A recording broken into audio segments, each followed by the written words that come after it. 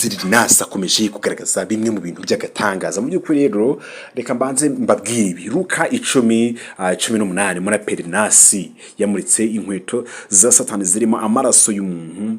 Birumvikana zirimo amaraso y'umuntu, irezi inkweto ngo nazo ngo zagiye no ku isoko. Rero ni 666. Mu by'ukuri rero umuraperi Montero Lamar Hill uzwi nka Rinasi muri Leta Zunze Ubumwe za Amerika yamaze kumurika inkweto za Satani zirimo amaraso y'umuntu. Hariho ibimenyetso bimenyewe nk'ibikoreshwa n'abatemera Imana birimo mpande 3 zisobekeranye n'umusaraba ucuritse, bivugwa ko ari umusaraba wa Sekibi. Ari umusaraba ngo burye ngo wasikibi. Inkweto rero zambara cyase ni inkweto z'amabara y'umutuku bimvikana n'umukara zamaze kugera ku isoko nyuma y'imurikwa rya Rinasi, cyase nyuma yo kumurikwa na Rinasi ubwo ni wazimuritse. Umuraperi umuririmbyi umwanditsi ukiri mutoya w'umunyamerika w'imyaka 21, ariko kumva umuhanzi n'umwaka w'imyaka 21 afatanyije na kompanyi yitwa ngo MC, ni kompanyi yitwa ngo MSSHF.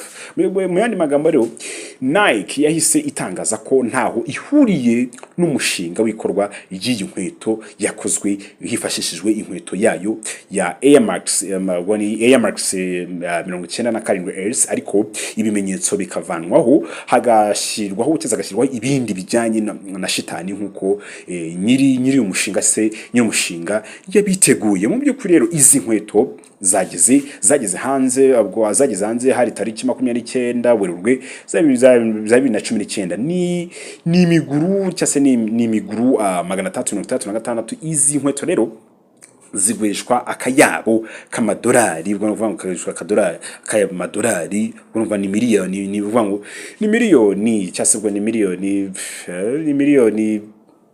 118 z'amafaranga y'amanyarwanda, ariko n'ibifaranga byinshi ziri kwitwa cyase mene bwa rero ziri kwitwa iza shitani bitewe n'amaraso y'umuntu bazikoranye. Nani magambo bazikoze bashyira mu maraso, ukongeraho n'amagambo yanditsweho ayo mu Ivanjiri yanditswe na Luka umutwe wa 10 umurongo wa 18 uvuga ko uvuga ngo nabonye shitani amanuka ava mu ijuru. Mu yandi magambo iyo jambo ryanditse riri mu iyo muza. Mu by'ukuri rero izi nkweto zanditsweho icyanditswe cyo muri Bibiliya Luka 10 umurongo wa 18. Mu by'ukuri rero izi nkweto zabaye inkweto z'agatangaza, ariko ubwiza inkweto muri kuzumva ubwo nawe wazambara. Nanjye reka nkubaze, ubwo nawe kweri wafata ukambara izi nkweto z'ibirango n'ibishushanyo bya Sekibi ukabishyira mu kirenge cyawe, unazinge nawe ugafatira ukamuramya kweri.